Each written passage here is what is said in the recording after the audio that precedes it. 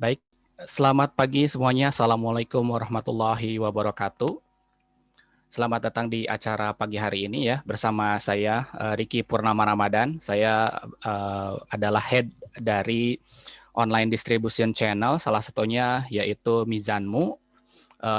Kami handle di distribusi online dan digital bisnis yang mendistribusikan buku kepada reseller-reseller atau agen-agen di Mizan Group ya seperti itu. Jadi saya customer-customernya adalah para reseller, Justiper dan yang lainnya seperti itu. Nah pagi hari ini saya sebagai bagian dari Mizan Group itu ingin mengadakan talk show ya, talk show dengan Goodreads Indonesia sebagai salah satu komunitas pembaca dan pencinta buku gitu untuk sama-sama kita berdiskusi buku ya di pagi hari ini dan juga menjadi salah satu komponen dari industri perbukuan ya di Indonesia seperti itu. Jadi kita akan segera mulai acara pagi hari ini dan untuk dari rekan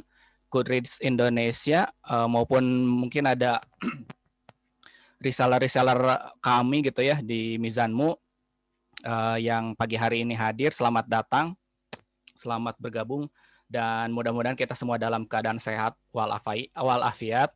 Kita dihindarkan dari musibah ini dan juga kita tetap menjaga protokol kesehatan agar kita semua terhindar dan selalu beraktivitas sesuai dengan proporsinya ya di new normal ini gitu.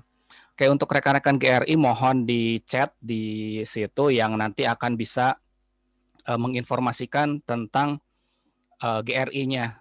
Mungkin ada yang nanti akan apa sih mempresentasikan GRI itu apa, terus juga kegiatan-kegiatannya seperti apa gitu ya sebelum kita mulai untuk diskusi bukunya. Mungkin di chat nanti siapa yang akan menginformasikan mengenai komunitasnya. Saya sudah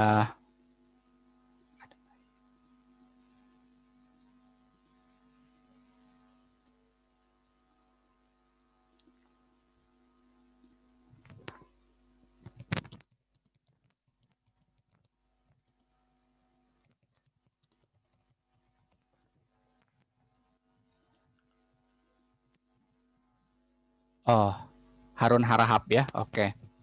Siap. Sebentar, saya akan unmute dulu beliau.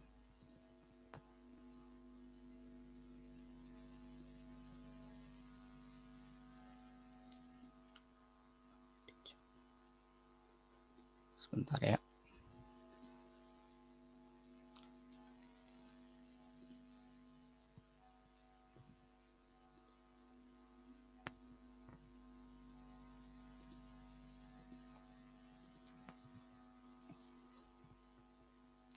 Halo. Halo. Kak Harun ya, sudah ada? Ya, kedengeran suaranya? Ya, kedengaran. Oke, thank you Mas. Oke, siap. Siap Mas. Assalamualaikum warahmatullahi wabarakatuh. Waalaikumsalam warahmatullahi wabarakatuh. Selamat pagi teman-teman semua. Halo Kak Feby, udah lama nggak ketemu. Mungkin sedikit aja ya, Goodreads Indonesia komunitas yang sudah berusia cukup lama ya, dari 2007 kita mencoba untuk terus tetap mencoba untuk menggerakkan budaya baca gitu ya,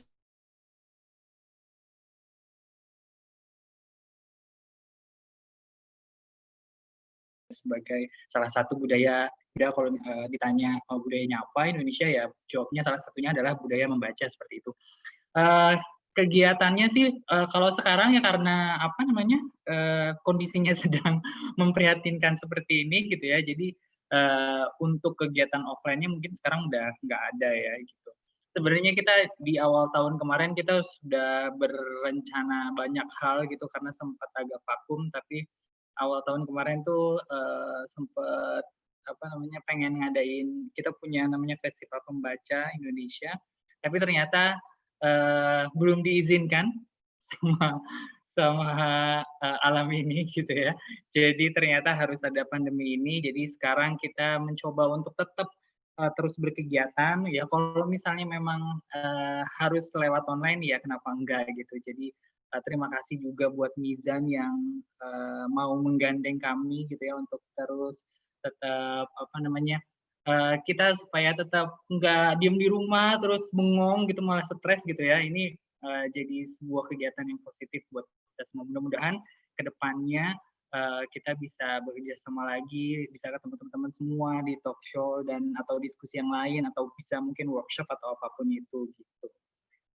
Gitu aja mungkin dari aku. Semoga kita semua diberikan kesehatan. Tadi kata Masnya benar banget. Mudah-mudahan sampai akhirnya ini semua selesai kita masih tetap survive gitu. Terima kasih. Wassalamualaikum warahmatullahi wabarakatuh. Waalaikumsalam warahmatullahi wabarakatuh. Amin, amin. Insya Allah ya, kalau kita semua patuh ya dengan protokol kesehatan dan tetap berdoa ya, berikhtiar gitu ya, kita semua bisa dihindarkan dari ini semua. Kalau sekarang nih membernya udah berapa nih yang aktif gitu ya? Itu ada berapa? Ada catatannya? Kalau di online sih sebenarnya belasan ribu gitu ya, tapi kalau offline kita sebenarnya nggak pernah ngecek gitu ya. Paling kalau lagi festival aja kita hitung berapa orang yang datang kayak gitu. Kalau misalnya ngadain kegiatan offline juga biasanya kan kita nggak ngadain open, pasti ada batasnya misalnya 30 orang, 50 orang, tetap rame sih. Oke, Itu, oke. Mas. Semua orang yang nge-review buku di Goodreads, apakah juga menjadi bagian dari Goodreads Indonesia atau ada tahapan ada tertentu grupnya, nih? ada grupnya. Ya. Jadi kalau masuk goodreads.com terus nanti ada grupnya, grup Goodreads Indonesia gitu. Kalau review itu kita lebih ke arah personal sih gitu. Jadi Goodreads Indonesia lebih ke arah kegiatannya, terus bikin diskusi. Oke, menarik ya. Jadi itu rekan-rekan semuanya mungkin di sini anggota Goodreads, ada juga reseller-reseller kami ya yang bergabung. Mungkin kalau ingin terus-terusan update mengenai buku-buku terbarunya yang di-review, yang lagi hits di tahun ini misalnya gitu, silakan bergabung salah satunya ke Goodreads Indonesia. Sama kita dukung industri penerbitan maupun perbukuan ini dengan salah satunya membaca buku dan membeli buku original gitu ya. Terus juga kita sama-sama mereview ya, kasih masukan, kasih kritik, saran gitu ya, dan juga acara-acara lainnya yang memang mendukung minat baca di Indonesia seperti itu ya. Oke, menarik sekali ini. Jadi saya sendiri gitu ya dari Mizan dan juga Mizanmu secara khusus itu memang di bulan-bulan ini ingin mendekatkan terus kepada komunitas-komunitas gitu supaya kita selalu tetap relevan gitu ya di zaman yang berubah ini. Jadi memang pendekatannya ya pendekatan diskusi seperti ini, terus juga acara-acara webinar online, kita mendekatkan semua penulis yang kita punya untuk bisa berdiskusi bersama-sama dengan komunitas ya. Komunitas adalah salah satu komponen yang penting dalam industri ini gitu untuk selalu mendukung kita gitu seperti itu. Oke, terima kasih Kak aja kali ya. Iya. Oke, atas pemaparannya. Oke. Saya belum menyapa Kak Feby ini sebentar. Bintang tamunya belum disapa ini sama saya. Halo Kang Riki. Halo Kak. Ya. Oke. Iya, selamat pagi Kak. Pagi. Assalamualaikum. Pagi.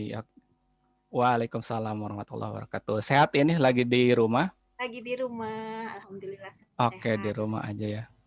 Iya, alhamdulillah. Oke, siap Kak. Jadi pagi ini kita bersama dengan ada dari penerbit juga, mohon di chat juga ya dari penerbit supaya saya bisa unmute gitu. Untuk bisa kita sama-sama membahas mungkin ya. Dari Goodreads ada siapa ya? Ya mungkin sudah membaca bukunya dan juga bisa sharing-sharing pengalaman pada pagi hari ini. Boleh juga nanti di chat untuk kita sama-sama diskusi ya, ngobrol bareng mengenai bukunya ini gitu. Oke. Siap. Sebelum Nanti dari tadi sudah ada Bentang kalau tidak salah, Bentang Pustaka. Nanti kalau sudah siap saya unmute dan di spotlight ya. Oke, jadi ini untuk pendahuluan dulu ya. Ini yang umum-umum aja dulu ya. Jadi Mbak Feby ini adalah seorang jurnalis yang sekarang berkecimpung di dunia sastra, khususnya dalam penulisan buku-buku non-fiksi dan fiksi ya. Buku Memburu Muhammad ini adalah buku kedua dari trilogi Islamisme Magis karya Feby Indirani. Tulisan fiksi pertamanya itu adalah Bukan Perawan Maria, berhasil mendapatkan apresiasi dari publik internasional dan mengantarkannya sebagai salah satu dari 4 penulis perempuan terbaik di Indonesia versi Indonesia Tatler ya. Sorry kalau salah ya. Nah, karena animo dari pembaca buku Bukan Perawan Maria ini sangat besar, jadi banyak yang menunggu buku keduanya, yaitu Memburu Muhammad. Dan alhamdulillah sekarang sudah diterbitkan ya oleh Bentang Pustaka. Sudah ada melewati masa pre-order dan saya lihat Kak Feby ini banyak sekali melakukan promo-promo ya, acara live gitu ya. Lalu berikutnya adalah Memburu Muhammad sendiri ditulis dengan gaya kumcer atau kumpulan cerpen ya, sama seperti Bukan Perawan Maria. Sorry. Hanya saja tema yang dipilih kali ini adalah tentang keberagaman dalam beragama. Wah, pagi-pagi sudah berat nih ya. Keberagaman dalam beragama. Oke. Hestia yang akan mengulas. Sorry, maaf. Mbak Hestia.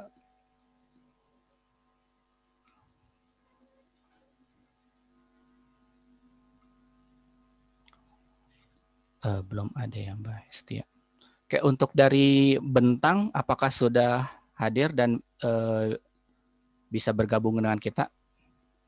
Halo, selamat pagi. Ya, oke. Pagi, Kak. Sebentar.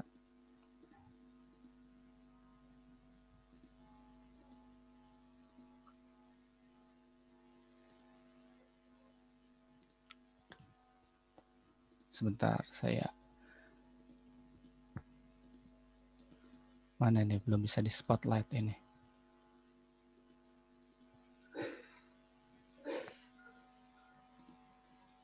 Halo Kak, dari Bentang sudah bergabung ya. Siap, kita akan membahas bukunya dan namanya siapa Mbak? Pak. Saya Rizka dari Bentang Pustaka yang akan bergabung bersama dalam diskusi ini. Oke, Kak aja ya, Kak Rizka. Oke, terima kasih. Pagi ini akan menjadi moderatornya ya untuk diskusi ini. Jadi diskusi ini dari mungkin nanti akan ada tanya jawab ya dari moderator kepada penulis, lalu juga nanti ada dibahas dari rekan-rekan Goodreads Indonesia gitu ya, review yang sudah membaca bukunya mungkin ya seperti itu. Oke. Sambil menunggu dari rekan-rekan Goodreads, silakan mungkin bisa dipandu untuk bisa memulai diskusinya. Oke, terima kasih. Terima kasih, Kak. Selamat pagi, teman-teman. Semoga dalam keadaan sehat ya, tadi seperti yang sudah disampaikan di awal. Untuk membuka acara ini, saya mau mengucapkan selamat datang dan terima kasih untuk acara hari ini, dan terutama buat Kak Feby. Halo, Kak. Hai Rizka. Sehat ya, Kak, hari ini? Alhamdulillah, sehat-sehat. Alhamdulillah. Nah, hari ini sudah mungkin kesekian kalinya Kak Feby akan ngobrolin bukunya, tapi masih banyak hal-hal yang mungkin menurutku bisa jadi bahan obrolan, jadi bahan diskusi, terutama kalau teman-teman sudah membaca bukunya ya. Muncul banyak pertanyaan-pertanyaan gitu. Boleh teman-teman yang sudah membaca dan punya banyak pertanyaan, punya banyak bahan diskusi, bisa disampaikan mungkin lewat chat, sambil aku memulai kegiatan ini. Jadi nanti ketika ketika sambil berjalan ada pertanyaan, kita langsung bahas satu persatu gitu ya Kak ya? Siap. Itu sudah Nah, bergabung dengan kita Kak Hestia ya dari Goodreads Halo, Indonesia. halo Kak Halo Hestia. Kak. Oke. halo, Jadi selamat nanti pagi. yang akan pagi Kak. Jadi Kak Hestia ini akan nanti juga membahas bukunya ya. Mungkin dari sudut pandang yang sudah membaca bukunya seperti itu. Oke. Mohon maaf dikembalikan kembali kepada Kak Rizka. Baik, halo Kak Hestia. Halo Kariska, halo Mbak Feby. Pagi ini sudah cerah sekali nih. Kak Hestia, berarti mungkin aku mulai dari Kak Feby dulu ya Kak. Tadi seperti yang sudah diperkenalkan bahwa Kak Feby Indirani ini adalah penulis buku Memburu Muhammad yang juga menulis buku Bukan Perawan Maria. Memburu Muhammad sendiri buku kedua yang lahir dalam trilogi Islamisme Magis yang saat ini sudah diluncurkan sejak tahun lalu ya Kak Feby ya berarti ya? November, sayang. Iya, November. Dan sudah kemarin juga sempat di Madani Fest ya, jadi udah banyak diskusi yang dilakukan. Dan insya Allah buku pertamanya, Bukan Perawan Maria, juga akan diterbitkan kembali lewat Bentang Pustaka, tapi tanggalnya masih kita rahasiakan dulu ya buat kejutan. Iya. Nah, buku ini lumayan banyak menyita perhatian semenjak peluncurannya karena banyak yang bertanya-tanya, terutama tentang judul. Apakah Kak Hestia ketika menerima bukunya juga mempertanyakan itu? Nah, pertama-tama sebenarnya aku udah tahu Mbak Feby karena aku baca Bukan Perawan Maria dan aku suka sama buku pertamanya itu gitu. Terus kan kayak judulnya lumayan panjang. Terus habis gitu tiba-tiba Bentang bikin postingan di Twitter sama Instagram bahwa ini adalah kelanjutan dari Bukan Perawan Maria, judulnya Memburu Muhammad.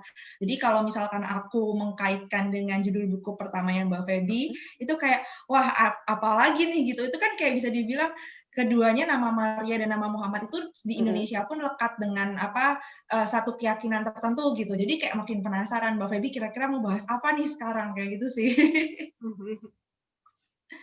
Jadi langsung mencuri perhatian ya dari nama-nama yang dipakai sama Mbak Feby di buku. Iya. Nah, Mbak Feby mungkin teman-teman yang belum punya bukunya atau belum baca bukunya masih menitip pertanyaan ini nih. Buku Memburu Muhammad sendiri, kenapa saat ini dipilihnya Muhammad setelah Maria nih, Mbak? Baik. Terima kasih Rizka. Sebelumnya saya dari tadi belum sempat menyapa semua teman-teman dari terima kasih banyak Mizan Media Utama, terima kasih banyak Goodreads Indonesia, banyak sekali nama-nama yang saya familiar.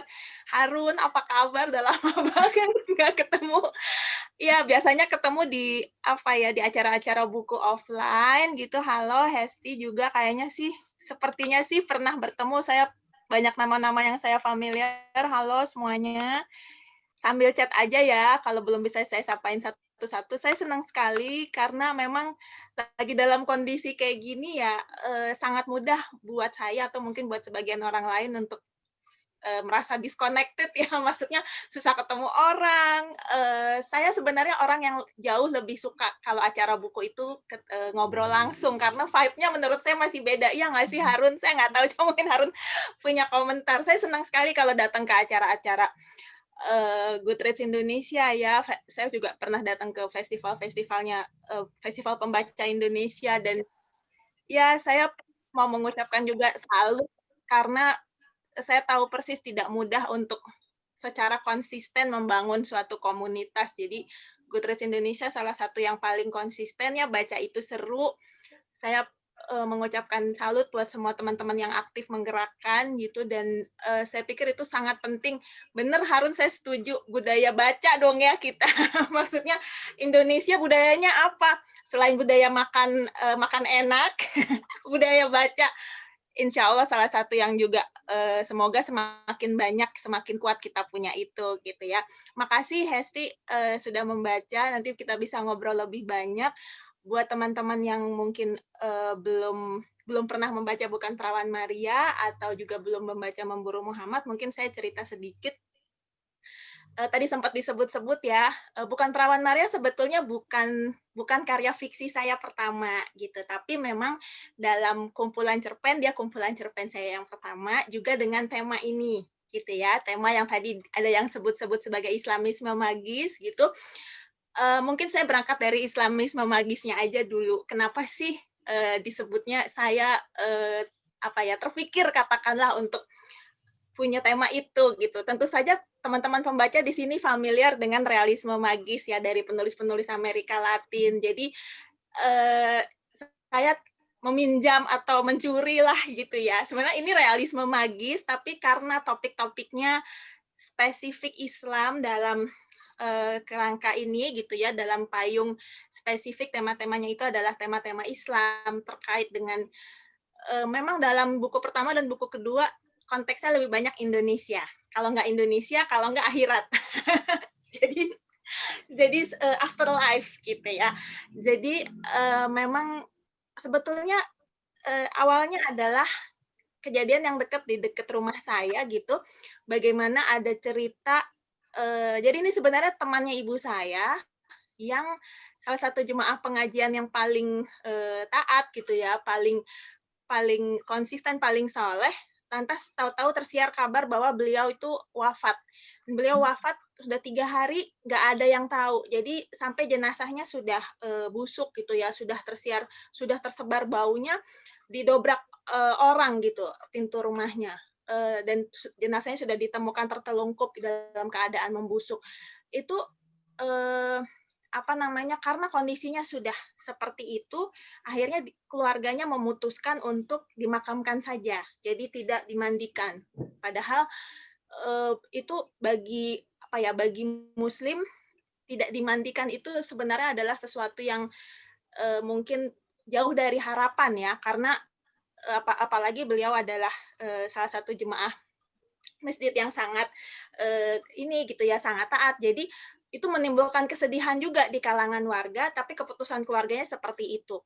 Dan ironisnya juga adalah anaknya beliau itu tinggal hanya sebelah rumah. Jadi bisa dalam situasi perumahan yang cukup padat gitu ya, saya kan di kampung kota tinggalnya gitu ya. Jadi dalam perkampungan yang padat dan rumah anaknya hanya di sebelahnya, lalu bisa kejadian 3 hari beliau meninggal dan nggak ada yang tahu. Itu semuanya itu beneran heartbreaking buat ibu saya, buat saya juga mendengarnya begitu.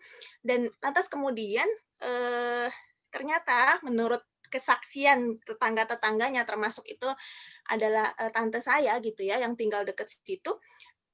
Setelah beliau meninggal itu mulai ada suara yang orang-orang bersaksi bahwa mendengarkan suara itu gitu loh, bahwa ada suara si ibu minta dimandiin dong gitu, dimandiin kayak gitu. Jadi itu menimbulkan baik itu kesedihan maupun juga menjadi tamparan bagi banyak orang, bagi kita semua gitu loh. Pada saat itu saya berpikir itu suatu realita yang sangat dekat ya dengan kehidupan kita sehari-hari, bahwa batasan antara fiksi atau atau kenyataan gitu ya, batasan antara yang kasat mata dan yang tidak terlihat itu seringkali sangat lebur gitu, sangat kabur batasannya. Jadi pada saat itulah saya merasa, dan seringkali kalau dalam konteks Indonesia memang realitas kita itu memang banyak sekali bingkainya adalah memang bingkai agama, dalam hal ini Islam sebagai agama mayoritas. Itu awalnya kenapa saya berpikir punya term itu gitu loh, realisme magis dengan konteks spesifik Islam. Karena misalnya ada hal-hal, katakanlah misalnya teman-teman kalau dalam konteks cerita tadi kan memang hanya jenazah bahwa jenazah harus dimandikan dan sebagainya, itu sangat frame berpikir tata cara Islam gitu ya, kira-kira seperti itu. Nah jadi kemudian saya mulai waktu itu memang karena saya sebagai penulis kreatif, saya memutuskan bahwa saya mau menggali akar saya gitu. Dan akar saya memang adalah Islam, dalam hal ini Islam Indonesia gitu ya. Yang kita teman-teman tahu pasti Islam Indonesia punya tata cara, punya tradisi yang berbeda gitu. Tata cara dalam pengertian karena sudah berkelindan dengan tradisi lokal juga gitu ya. Kalau kita bandingkan dengan Islam di negara-negara lain pasti ada perbedaannya, meskipun tentu saja ada persamaannya gitu. Jadi akhirnya mulailah saya menggali cerita-cerita dari apakah itu pengalaman yang saya tahu atau pengalaman orang lain atau dari cerita-cerita dari tradisi Islam.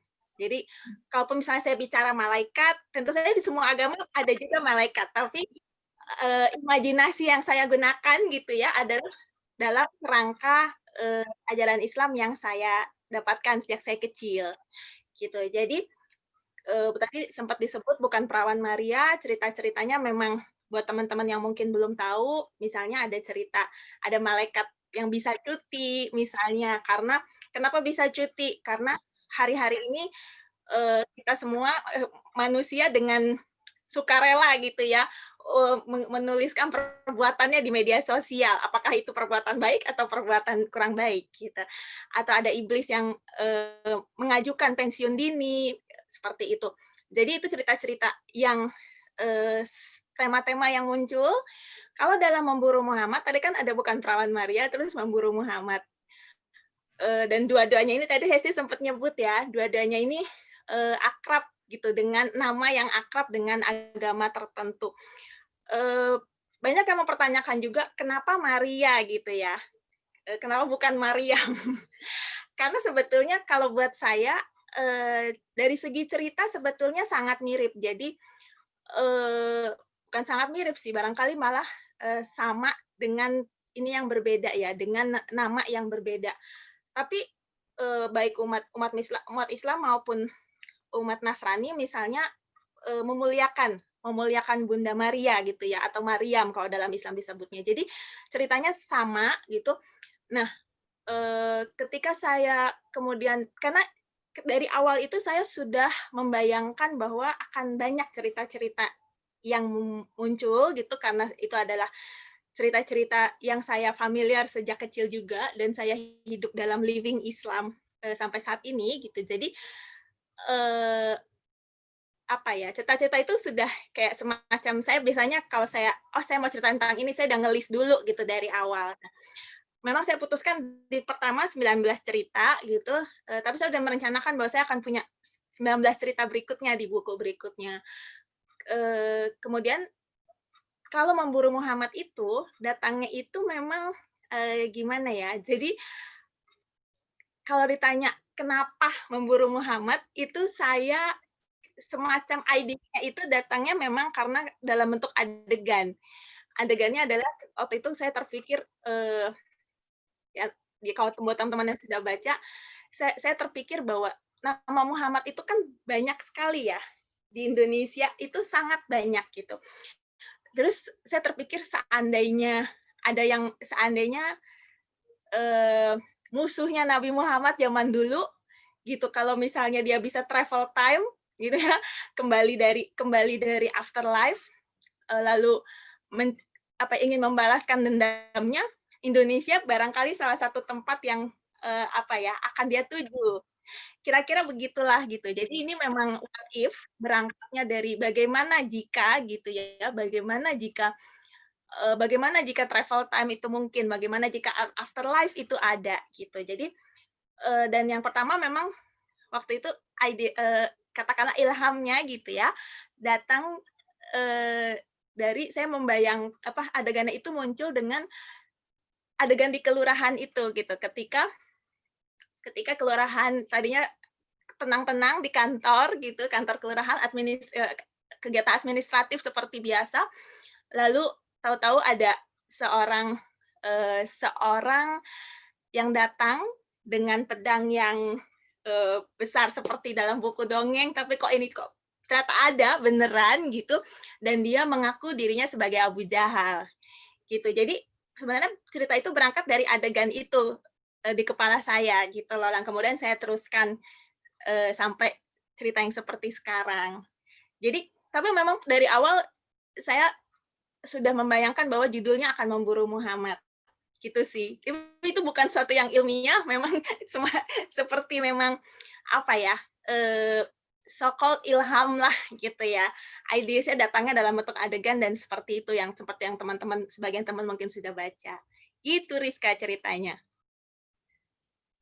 Oke, jadi memang dari awal sudah masuk dalam rencana buku kedua ini yang saat ini lagi lumayan hype nih dibicarakan dan dibaca teman-teman. Itu memang sudah direncanakan akan menggunakan nama Muhammad itu ya, Kak Feby? Iya. Nah, terus ini aku melanjutkan tadi di salah satu, Kak Feby sempat menyinggung bahwa bukan cuma memburu Muhammad, di Bukan Perawan Maria pun buku sebelumnya Kak Feby memilih 19 atau menuliskan khusus 19 cerita. Kenapa 19, Kak? Nggak 20 misalnya, atau 25 gitu, atau 10? Ya, jadi Ada kan apa di balik 19 itu? Ya, jadi waktu tahun 2016 itu kan aku mulai ya pertengahan, jadi sekitar bulan Ramadan itu 2016, aku lagi memutuskan bahwa aku mau fokus untuk menulis 1 cerita setiap minggu. Pada saat itu belum memutuskan jumlahnya berapa gitu, tapi kan mulai ya satu minggu pertama, minggu kedua mulai, ketika sudah mulai cukup banyak, kemudian saya mulai merencanakan, oke, saya mau ini jadi kumpulan cerita gitu kan. Lantas pertanyaannya kan selalu mau berapa sih? Awalnya memang pertanyaan teknis juga gitu, mau berapa sih? Enaknya berapa sih? Gitu kan. Saya tahu beragam ya, dan setiap penulis pasti punya alasan sendiri kenapa dia menempatkan jumlah tertentu atau mungkin tidak gitu. Ini semua cerita misalnya perjalanan saya dari tahun berapa misalnya, jadi periodik bisa juga. Waktu itu saya menimbang, terus kemudian saya berpikir angka 19 itu memang karena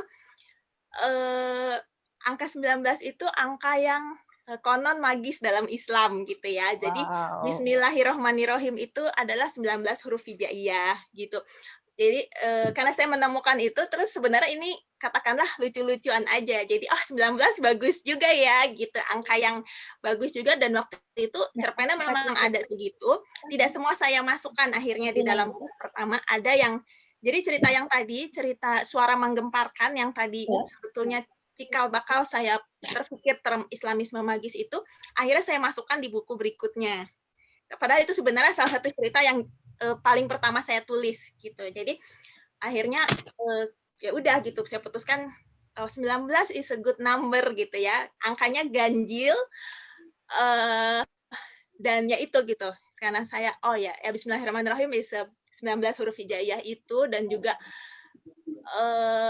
ya senang aja gitu saya.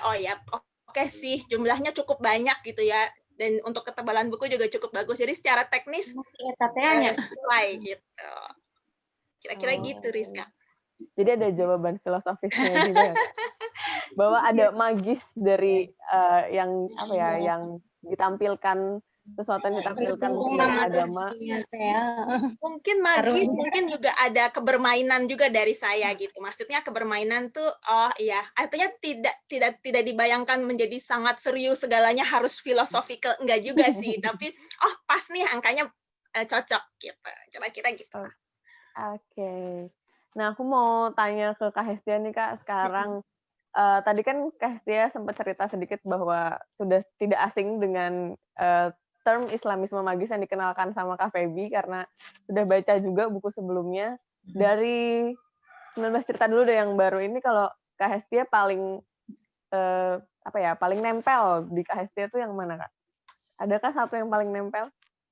Kalau dibilang yang paling nempel, yang pasti jadi judulnya sih, Memburu Muhammad, karena Mbak Feby itu kayak membawa bahwa Muhammad, Nabi Muhammad itu kan gelarnya macam-macam, nah salah satunya adalah Al-Amin, yang bisa dipercaya gitu. Terus di cerpen ini di saat sekarang, ketika tiba-tiba Abu Jahal time travel ke masa sekarang, terus nanyain siapa yang namanya Muhammad, terus pasti dia bingung dong, si yang bantuin si Abu Jahal untuk ngecekin nama Muhammad satu kelurahan gitu.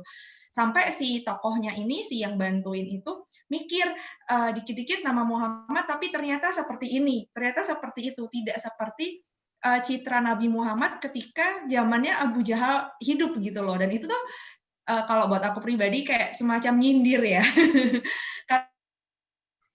memang itu kan memberi nama anak-anaknya dengan harapan bahwa nilai-nilai luhurnya Nabi Muhammad melekat pada anaknya kelak gitu. Tapi kan manusia nggak bisa seperti itu gitu kan.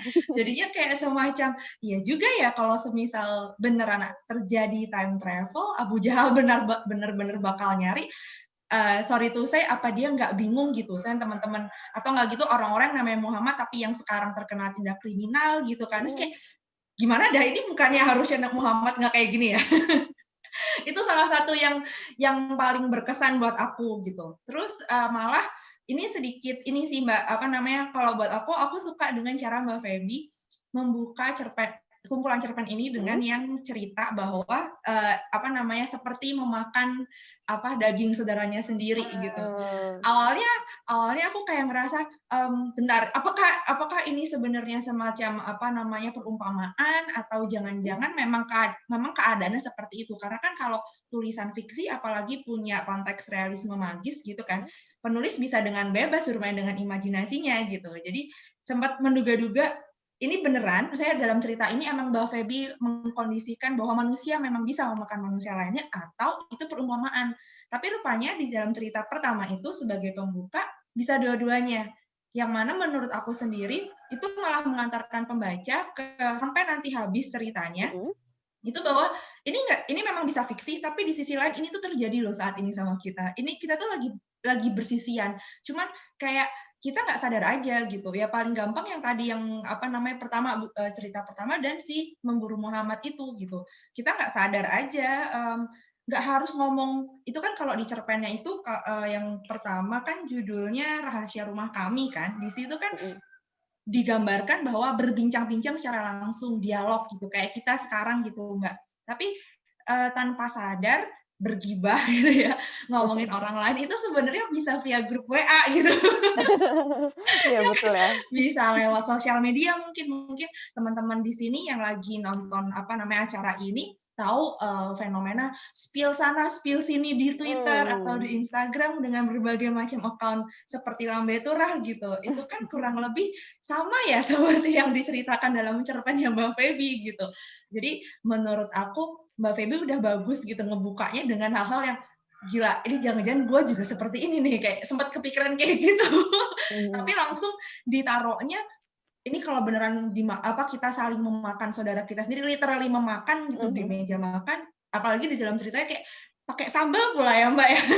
Jadi kayak wah ini beneran kayak kenyataan gitu. Itu wah keren banget sih Mbak. Thank you Hesti. Berarti judulnya membuka menarik pembaca dan juga membuktikannya dengan baik ya buat Mbak Hesti ya. Untuk menempel di dalam otak gitu. Kayak bahwa berpikir ulang, namamu mengandung sebuah doa, sebuah tanggung jawab, sudahkah itu terlaksana gitu-gitu tuh masuk banget ya pesannya. Iya. Nah ini nyambung sama cerpen-cerpen yang mungkin nempel di para pembaca, Kak. Aku mau bacain satu dulu pertanyaan dari yang udah masuk, dari Kak Nura. Halo Kak Nura, untuk Kak Nura tanya nih Kak, kalau cerpen Berburu Jenazah, inspirasinya itu dari mana? Soalnya seru banget dan ngasih sudut pandang yang baru dari kedua sisi. Iya. Mungkin Kak Feby bisa langsung jawab. Judulnya Berebut Jenazah ya. Iya, yang berebut ya. Agama itu ya, yang orang tuanya berbeda agama. Kan ini berburu jenazah. Aku revisi dikit, berebut jenazah. Jadi kalau buat teman-teman yang belum baca, berebut jenazah itu sebetulnya sudut pandang ceritanya tuh dari jenazahnya. Dan setelah dia meninggal, justru dia diperebutkan mau dimakamkan dengan cara agama apa, gitu ya. Jadi dari kacamata si jenazah, awalnya dia sudah didandani lengkap, gitu ya. Lalu iya kan Nura. Jadi awalnya sudah didandani lengkap, lalu kemudian ayahnya datang dan nggak bisa, ini dia harus dimakamkan dengan cara lain gitu ya. Jadi kalau teman-teman ingat, kejadian seperti ini pernah dialami oleh salah satu artis Indonesia, selebriti kita. Coba deh nanti Google aja, aku nggak usah sebut ya namanya, tapi malah makin penasaran nih aku. Ya, Tapi itu pernah terjadi dan sempat cukup heboh waktu itu. Nah, ternyata setelah aku tulis gitu ya cerita itu, jadi inspirasinya dari situ, tapi akhirnya endingnya seperti apa dan dinamikanya di dalam cerita tentu saja sudah dalam kerangka fiksi semua ya gitu. Jadi tidak akan persis sama, tapi kira-kira seperti itu. Dan ketika aku sudah menulis dalam bentuk cerita, salah satu pembaca pertamanya kan Mbak Inaya Wahid ya. Mbak Inaya Wahid itu bilang bahwa cerpen itu sampai bikin dia nangis karena dia juga pernah mengalami cerita yang persis sangat mirip lah. Jadi mamanya temannya gitu ya, mamanya temannya meninggal dan kemudian itu gitu. Jadi perdebatan keluarga mau dimakamkan dengan cara apa gitu. Jadi dan waktu itu kebetulan dua pihak ini mengadu ke Mbak Inaya.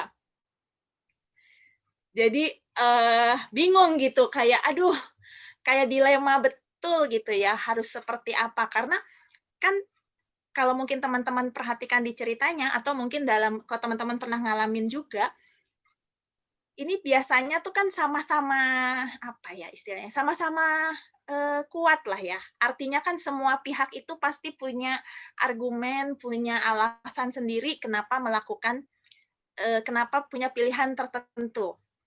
Ini suara saya masih terdengar tidak? Internetku lagi nggak stabil nih ternyata, coba. Jelas, Kak, Masih ya? jelas. Masih jelas ya? Iya. Jadi sorry internet aku tiba-tiba ada tulisan internet unstable.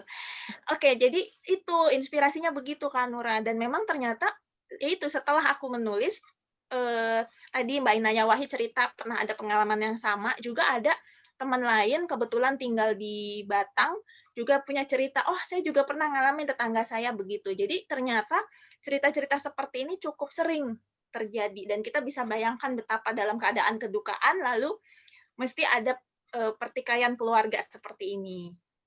Tuh. Terjawab ya Kak Nura ya. Ya, makasih Nura. Mungkin kalau ada yang mau bertanya lagi, silakan langsung di kolom chat, nanti sambil berjalan diskusi aku bacakan gantian gitu ya. Nah, berarti dari berapa tadi ya? Mungkin 3-4 cerita yang udah Kak Feby jelasin satu-satu, nih agak sedikit spoiler ya, tapi silakan teman. Tapi nggak ini ya, nggak menutup keseruan ketika udah tahu kesimpulannya apa. Ketika sudah baca, perasaannya mungkin beda ya nggak sih Kak Hestia? Tetap ada perasaan yang akan membuat kita lebih deg gitu, lebih merasa terkejut, mungkin juga ngeri seperti cerita yang memakan bangkai manusia lain itu, karena sudut pandangnya yang dipakai anak kecil ya Kak Feby ya, kalau aku nggak salah. Iya, anak kecil. Dan mungkin kalau yang teman-teman yang kebetulan familiar ya, itu kan sebetulnya ada ayatnya. Jadi ayat Al-Quran yang membuat perumpamaan tersebut. Lalu jadi idenya saya itu adalah saya membayangkan seandainya perumpamaannya itu betulan ada gitu ya, bukan perumpamaan, dan toh sebetulnya mungkin di belahan dunia yang mana, atau mungkin dalam sebagian kelompok masyarakat, memakan daging manusia itu is a real thing loh. Gitu sih. Jadi jangan-jangan apakah ini perumpamaan yang kenapa, kan saya juga sering bertanya-tanya kenapa ya misalnya Al-Quran atau hadis katakanlah punya perumpamaan-perumpamaan tertentu, ada metafor-metafor tertentu, dan balik lagi bagaimana jika metafor itu ternyata betulan gitu, atau diwujudkan dalam sehari-hari real flesh and blood, gimana gitu. Itu sih kira-kira. Terus Kak, untuk penulisannya sendiri dengan macam-macam sudut pandang nih, misalnya dengan berbagai juga adegan yang muncul mungkin dari kejadian nyata, mungkin juga dari imajinasi yang Kak Feby muncul atau bangun di kepala, itu sampai akhirnya selesai berapa lama sih Kak proses menulisnya si buku kedua ini? Iya, jadi kalau tadi saya sempat sebut bahwa ketika bukan Perawan Maria, saya cukup disiplin ya, setiap minggu satu cerita gitu kan. Ketika Memburu Muhammad itu agak sempat tertinggalkan lama gitu. Jadi sebetulnya saya mau mulai beberapa cerita dalam Memburu Muhammad itu sejak 2018 ya. Karena kan Bukan Perawan Maria terbit 2017. Jadi saya sebenarnya udah mulai menulis sedikit-sedikit gitu ya beberapa cerita. Tapi terus kan 2018 saya sekolah. Jadi dan pokoknya hektik juga, heboh, mau pindahan dan sebagainya, karena saya dapat beasiswa ke London itu untuk S2, jadi saya sekolah dulu. Nah, tapi kan kayak ada perasaan juga, aduh saya tetap pengen menyelesaikan naskah ini gitu kan, karena sebenarnya sudah dimulai. Jadi akhirnya tahun 2019 saya mulai nulis lagi dari awal tahun sampai akhirnya pertengahan Lebaran 2019 itulah kayaknya draft pertama tuh selesai, Riz. Tapi itu berarti kan cukup panjang ya jadinya. Jadi awalnya mulainya 2018 sempat tertinggal dulu, baru saya selesaikan ketika saya sambil kuliah gitu. Jadi waktu itu kayak aduh sebelum saya disertasi, karena kalau udah disertasi pasti udah susah lagi gitu. Saya pengen selesaiin draft ini dulu, minimal dalam draft aja dulu gitu. Jadi ya begitu deh jadinya. Jadi beberapa teman juga sempat nanya karena cukup panjang ya dari pertama kali Bukan Perawan Maria terbit, terus Memburu Muhammad akhirnya baru bisa muncul 2020 gitu kan. Itu pun karena juga sempat hampir nggak jadi juga karena tahu-tahu pandemi, tapi alhamdulillah Bentang memutuskan tetap bisa muncul 2020 gitu, Rizka. Alhamdulillah, berarti sekitar 2 tahun ya Kak sampai akhirnya lahir bukunya. Iya. Dan juga kan waktu itu Bukan Perawan Maria sempat ada perjalanan juga gitu ya, dan beberapa acara juga. Jadi ya sebenarnya memang menyita waktu sih, mau nggak mau ya. Secara fisik harus kemana-mana gitu. Nah, sekarang di Memburu Muhammad harus di rumah aja Iya, untuk berjalan secara digital ya. Iya, ironically gitu ya, secara ironis malah Memburu Muhammad sekarang kita harus di rumah aja, tapi senangnya dengan keadaan seperti ini malah bisa menjangkau juga teman-teman yang berada dimanapun gitu. Jadi selalu ada kabar baik lah ya. Untung kita masih punya teknologi. Berarti dalam 2 tahun ini Kak Feby sempat sambil sekolah dan promo-promo buku Bukan Perawan Marianya dulu ya? Iya, dan juga karena Bukan Perawan Maria kan terbit dalam bahasa Itali, jadi ini covernya memang pada saat itu ada waktu di mana memang ada book tour dan sebagainya, yang balik lagi takes time juga gitu. Jadi tapi senang banget bisa membawa juga cerita-cerita Indonesia, joke-joke Indonesia gitu ya, yang saya juga nggak pernah membayangkan itu dibaca sama orang di luar Indonesia. Ternyata mereka bisa ketawa juga dengan joke-joke yang biasa kita biasa kita percakapkan sehari-hari gitu. Nah, berarti di prosesnya ketika menulis ini kan Kak Feby sempat tadi cerita ada proses Kak Feby di luar negeri. Ada nggak sih Kak hal itu yang memengaruhi buku ini? Jadi Kak Feby kan berarti agak di luar secara fisik di luar Indonesia. Jadi lebih melihat dari jauh nih fenomena-fenomena beragama di Indonesia. Tapi Kak Feby-nya di London. Nah itu ada nggak Kak yang kira-kira terpengaruh dari situ dimasukkan ke dalam buku Memburu Muhammadnya sendiri? Kalau untuk ceritanya berlatar negara antah berantah gitu, sebetulnya kan memang itu bukan karena saya ada di luar Indonesia sih. Jadi kan salah satu cerita di dalam Memburu Muhammad itu Tuan Tuk itu kebetulan baru pertama kali setting Tuan Tuk ada gitu ya di dalam dalam Islamisme magis. Itu karena memang negerinya negeri imajiner. Sebetulnya salah satu cerita yang katakanlah betulan relate dengan keberadaan saya secara fisik itu adalah cerita yang Siap Pemain Pertama. Ready Player One gitu, sebetulnya bahasa Inggrisnya gitu. Si pemain pertama, nah itu adalah cerita yang memang terkait sama waktu itu salah satu mata kuliah saya, Buddies and Digital Media gitu kalau nggak salah, atau Buddies and Media Digital, saya lupa. Tapi sebetulnya mata kuliah itu banyak ngomongin tentang virtual reality gitu. Jadi kalau teman-teman yang mungkin sudah baca, itu sebetulnya siap pemain pertama itu settingnya seperti di dunia game. Nah, dan si karakter kita ini seperti maju di satu level gitu ya, level permainan, seperti kayak main perang-perangan gitu loh. Settingnya seperti itu, dunia fantasinya. Jadi itu sebetulnya cerita itu bisa lahir karena satu, sangat terkait dengan waktu itu salah satu mata kuliah saya, Buddies and Digital Media itu, karena saya kuliahnya di jurusan Digital Media Culture and Education gitu ya. Nah, dan salah satu, jadi kan itu ada berapa level tuh ya, salah satu di level itu adalah terkait sama lokasi tempat saya pernah berkunjung gitu. Jadi idenya juga muncul pada saat itu. Jadi kalau buat teman-teman yang belum baca, si tokoh kita itu kan berada dalam semacam dunia permainan di mana ketika level meningkat, katakanlah ya ujiannya makin meningkat gitu ya. Biasa kan kalau main game begitu kan, musuhnya makin berat gitu, atau tingkat kejahatannya juga makin tinggi ya, semacam itu gitu loh. Jadi kalau yang terpengaruh langsung kayaknya cerpen yang itu, Riz. Ya, pemain pertama. Jadi Player One gitu ya secara langsung. Iya, sebetulnya itu Ready Player One kayak judul film. Virtual reality dan sebagainya itu.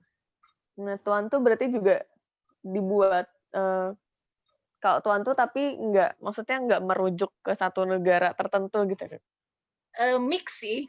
Saya ada merujuk kemana, tapi juga tidak hanya negara itu aja gitu. Jadi mix, dan memang secara umum ya Tuan tuh memang negara imajiner.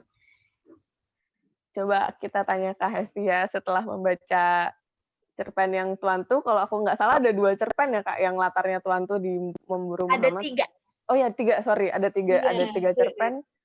Nah, penggambaran Tuan tuh menurut Kak Hestia apakah juga bercermin dengan keadaan sesuatu yang familiar atau sangat-sangat asing?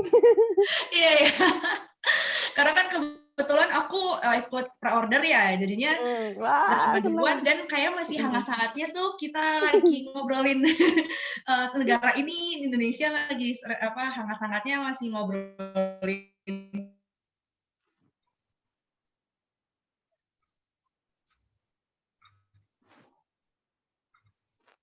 apa gitu kan, dan lain-lain. Tapi sebenarnya malah menurut cerpennya Tuan tuh ini, Mbak Feby tuh nggak cuman ngasih tahu soal pandemi, tapi hal lain. Kayak di yang Tuan tuh yang kedua deh, Kak.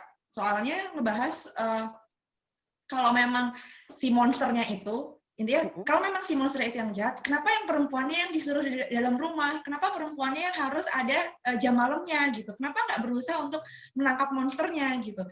Ini mungkin karena aku perempuan juga ya, jadi wah ini sangat relate ya. Terpanggil jiwanya.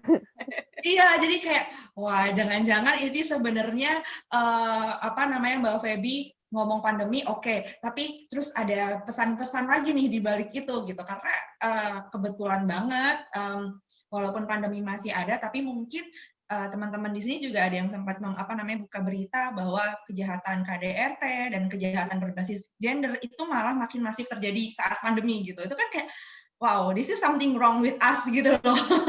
Itu balik lagi sih kayak tadi yang aku bilang pertama kali, ini kayak semacam membangunkan kita bahwa guys sebenarnya ini kita kenapa loh, kenapa kita nggak kepedulian misal, atau teman-teman masih banyak yang ngerasa ya nggak apa-apa kita nongkrong, nggak apa-apa kita wisata gitu, toh aku selalu mengantongi izin PCR gitu kan, seakan-akan itu hal yang boleh, padahal nggak boleh juga gitu sih.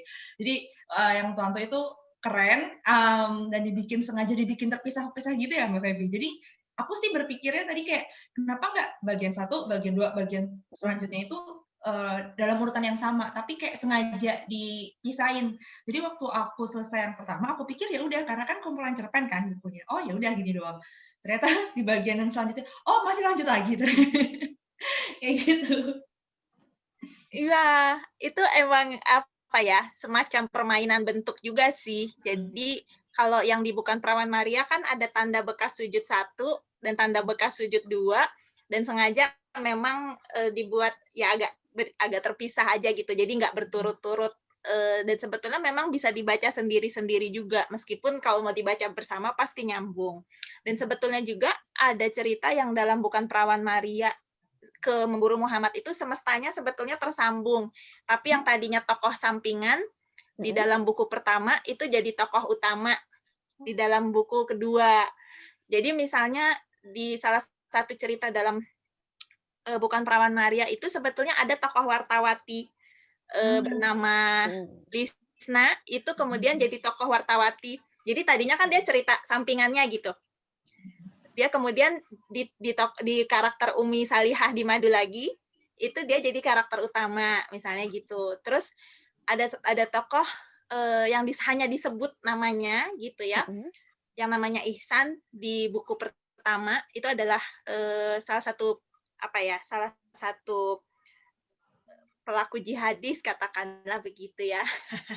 Lalu di buku Memburu Muhammad, dia menjadi tokoh utama gitu. Jadi tapi semestanya sebetulnya tersambung, bisa dibaca sendiri-sendiri. Kalau dibaca bersama akan mungkin dapat oh jadi ternyata nyambung ya gitu, dapat semacam insight tuh. Wah, ini mengundang ketidaksabaran baru nih untuk untuk baca Bukan Perawan Maria yang belum, karena aku sendiri belum baca yang Bukan Perawan Maria nih. Nggak apa-apa, baca Memburu Muhammad dulu juga nggak apa-apa. Nanti akhirnya tapi yang ini ya gitu, jadi nyambung juga. Banyak ini ya, banyak kejutan-kejutan yang diselipkan juga ya sama Kak Feby. Disebar-sebar. Iya, di mana-mana ada. Nah terus ini Kak, menyambung sama cerita-cerita yang mungkin kita tadi sudah merefleksi, ada Tuan Tu yang mungkin gabungan dari beberapa tempat, kayak mungkin aku bisa bilang cara Kak Feby mengkritisi bukan cuma Indonesia aku rasa, tapi tempat-tempat lain yang masih punya kebudayaan atau masih punya kebiasaan yang sebenarnya kalau dikaitkan dengan agama mungkin prakteknya nggak kayak gitu atau pengingat-pengingat kita bahwa kita sedang tidak kenapa-napa tadi kalau kata Kak Hestia. Nah, kalau dari Ragita sendiri, sebelumnya aku mau bacain ini pertanyaan dari Anissa untuk menanggapi berbagai sikap gini Kak. Mungkin tadi kalau Kak Hestia menganggap ini jadi pengingat supaya kita bisa sadar bahwa apa yang terjadi di sekitar kita tuh nggak baik-baik aja loh gitu. Cara kita bermasyarakat mungkin, cara kita memandang sesuatu tuh selama ini masih harus dievaluasi lagi, dipelajari lagi. Tapi mungkin ada pembaca yang punya sudut pandang lain atau maknai lain. Itu dari Kak Feby sendiri gimana Kak menganggap atau meresponnya? Iya. Karena ini kan juga agama ya, terutama agama mayoritas yang diangkat sama Kak Feby. Iya. Makasih Anissa. Anissa ini BTW adalah nama yang sangat sering ada di Betul, sangat di beberapa sering ada cerita di Bukan Perawan. Iya, di Bukan Perawan Maria dan Memburu Muhammad. Saya senang sekali pakai nama Anissa karena artinya adalah perempuan, dan Anissa juga adalah ada nama Anissa dalam salah satu surat di Al-Quran. Jadi itulah menurut saya gunanya ngobrol-ngobrol kayak gini. Makanya saya sangat bangga dan salut banget sama komunitas Goodreads Indonesia, antara lain ya juga komunitas-komunitas yang lain, karena seringkali kesalahpahaman atau berantem-berantem itu karena nggak ketemu dan nggak ngobrol. Oke, sesederhana itu gitu. Jadi kalau acara-acara diskusi buku saya ya biasanya itu kita bisa duduk bareng, ngobrol, punya tafsir beda-beda. Ada yang satu jadi sedang dalam proses misalnya, aduh saya kok lagi nggak percaya agama ya, sementara yang satu lagi justru ngerasa saya tuh balik ke agama lagi ketika keluarga saya menentang gitu. Jadi bertolak belakang pengalaman spiritualnya gitu katakanlah, tapi bisa duduk bareng-bareng dan saling cerita, saling berbagi interpretasi yang berbeda. Jadi menurut saya sangat penting untuk ngobrol, diskusi, dan kadang-kadang mungkin teman-teman juga pernah ngalamin ya, kalau di online kayaknya galak banget gitu, begitu ketemu kok begini, kayak baik banget orangnya, kok bisa dia galak banget di online gitu. Jadi seringkali memang namanya manusia, kita semua kan punya dimensi yang sangat berbeda-beda, beragam gitu ya, layersnya sangat banyak. Jadi kalau misalnya pandangan sempit dan sebagainya, sempit itu kan juga relatif ya, dan seringkali ya karena belum ngobrol aja gitu. Jadi banyak yang menganggap isu agama adalah isu yang sensitif. Sebetulnya juga apa ya, sensitif itu juga kan adalah term yang sangat relatif gitu. Artinya ketika kita balik lagi, ketika kita bedah, kita obrolin bareng-bareng, apa ya sebetulnya yang sensitif? Kan agama itu sesuatu yang sangat dekat dan bahkan ya itu ya, kayak nggak bisa terlepaskan kalau dalam konteks masyarakat Indonesia itu sangat-sangat dekat gitu. Menurutku gitu sih, Anissa. Begitu.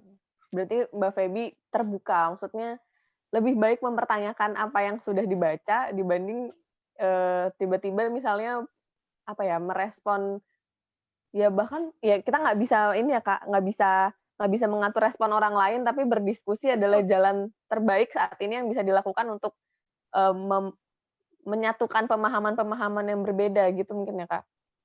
Tidak perlu disatukan. Bahkan beda pendapat nggak apa-apa tetap. Jadi sejak Bukan Perawan Maria, saya sering banget pembaca datang ke saya dan bilang, Kak, ini maksudnya apa sih gitu. Pertanyaannya tuh gitu. Jadi kenapa kok akhirnya begini, maksudnya apa, ini kenapa begini, kenapa begitu. Biasanya saya selalu mengembalikan, kalau menurutmu gimana, karena saya nggak tahu ya, tapi saya melihat ada fenomena sebagian pembaca Indonesia mungkin karena sistem pendidikan kita kurang mengajak orang untuk berani berpendapat sendiri dan berani beda. Ada unsur itu tuh yang terpengaruh dari sistem pendidikan kita, sehingga ketika baca sesuatu, misalnya kebetulan baca Bukan Perawan Maria atau Memburu Muhammad, terus datang ke saya dan, Kak, ini maksudnya apa? Bener nggak maksudnya kayak gini? Terus aku tanya, menurutmu gimana? Saya nggak tahu, Kak, saya nggak yakin gitu. Saya bilang, nggak bisa, kamu pasti punya pendapat, nggak mungkin. Pasti ada, dan pede aja, nggak apa-apa gitu. Coba pendapatmu gimana? Lalu dia cerita, menurut saya begini-begini. Oke, nggak apa-apa, itu sah. Apapun interpretasimu terhadap cerita itu sah. Dan kalau saya selalu, buat saya sendiri juga ya, saya mengajak orang-orang juga untuk belajar jadi pembaca yang percaya diri juga gitu, bahwa ini pendapat saya loh, belum tentu saya paling benar, tapi ini pendapat dan hasil pembacaan saya terhadap sesuatu. Dan nggak apa-apa. Kebetulan misalnya kita punya sarana begini, diskusi, satu orang punya pembacaan, misalnya Hestia punya pembacaan seperti ini. Ada orang lain yang baca, oh beda ya pembacaannya, tapi saya seperti ini. Jadi masing-masing, misalnya Hestia dengan Anissa bertukar, dan akhirnya sama-sama tahu bahwa satu cerita bisa dibaca dengan cara yang berbeda-beda, bisa ditafsir dengan cara yang berbeda-beda, dan itu sama-sama sahnya, gitu loh. Menurut saya itu the beauty of stories, the beauty of fiction adalah kita bisa beda pendapat, bisa sama-sama benar, bisa sama-sama salah, dan bisa tetap akur gitu, tetap ngobrol. Oke, jadi berbeda itu nggak apa-apa. Nggak apa-apa, nggak perlu disatukan. Berdiskusi itu yang menyenangkan ya. Hasil membaca lanjut dengan berdiskusi kayak gini bisa menambah pandangan baru juga dari kita selain dari pembacaan yang kita punya ya Kak. Memperkaya banget, memperkaya sudut pandang, wawasan gitu kan. Dan minimal kalaupun kita nggak bisa ngerti kenapa orang lain punya pikiran seperti itu, tapi kita tahu, oh ada ya cara pandang kayak gitu, menarik juga ya. Oke. Sebentar. Nah, melanjutkan tadi nih Kak, ketakutan, mungkin anggapan atau ketakutan yang masih dipunya oleh sebagian besar orang Indonesia atas dasar kegelisahan yang Kak Feby utarakan. Nah, ada pertanyaan dari Bramantia. kalau ini dibaca oleh anak-anak remaja usia sekolah, apakah perlu pendampingan? Terutama karena mungkin ada perbedaan tadi, mungkin bukan cuma bacaan dari Memburu Mamat, cuma ajaran dari sekolahnya mungkin ada yang berbeda atau cara penyampaiannya ada yang tidak sama. Nah itu apakah perlu pendampingan tersendiri untuk membaca buku ini? Dan kalau iya, itu bagaimana, Kak? Apa biar aja dilepas dulu, biarkan mereka membaca? Kalau batas usia sih selama ini pengalaman saya memang 15 tahun. Jadi paling muda pembaca saya itu kalau saya tidak salah ya 15 tahun ke atas gitu. Jadi pembaca SMA itu juga cukup banyak. Nah, kalau buat saya sih pendampingan itu dari sisi diskusi oke. Artinya saya itu sebetulnya percaya bahwa orang Indonesia itu pinter-pinter loh, beneran. Anak-anak Indonesia juga pinter-pinter. Jadi yang kurang itu memang mungkin keberanian untuk berpikir mandiri. Nah, itu. Keberanian untuk berpikir mandiri supaya bisa mengkritisi sesuatu. Ya itu karena tadi mungkin karena sistem pendidikannya nggak sama ya, sistem pengajarannya nggak sama. Tapi sebetulnya saya tuh orang yang percaya bahwa orang Indonesia itu pinter-pinter dan minat bacanya juga tinggi. Saya nggak percaya tuh yang katanya minat baca rendah, enggak. Tapi harga buku mahal, iya. Masih relatif mahal. Jadi gitu, maksudnya saya percaya Mas Bramantia bahwa ini Mas apa Mbak ya? Saya percaya bahwa sebetulnya kalau remaja, kalau pengalaman saya 15 tahun, tapi itu pendampingan itu adalah dalam bentuk mendingan diskusi, ngobrol. Itu kalau itu kan bukan hanya anak remaja ya, orang dewasa juga kita butuh ngobrol. Tapi saya lebih suka kata diskusi karena kalau pendampingan itu kan agak istilahnya tuh patronizing gitu ya. Sedikit patronizing kalau istilah seolah anak-anak itu tidak bisa berpikir sendiri. Itu saya percaya lebih baik ya, sebanyak mungkin kita ngobrol, memperkaya wawasan, bacaan, diskusi itu yang terbaik. Oke, jadi mau umur berapapun yang membaca, dilanjutkan dengan diskusi itu akan lebih seru ya, Kak, untuk memaknai apa-apa yang ada di dalam buku. Akan lebih memperkaya batin yang jelas.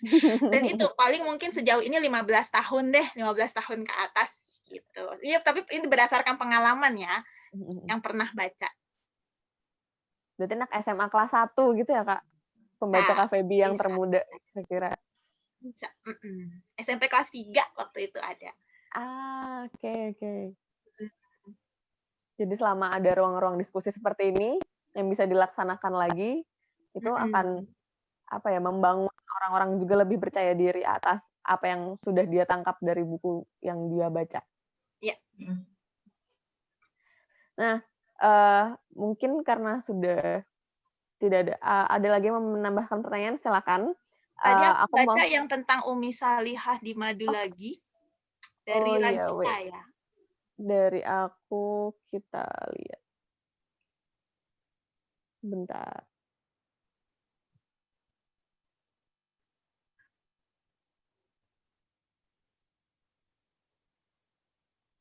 Oh ya, sorry.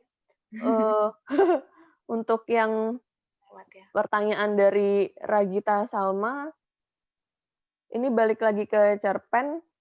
Untuk Umi Salihah di Madu lagi ada beberapa tragedi, seperti kebakaran, ada api gitu.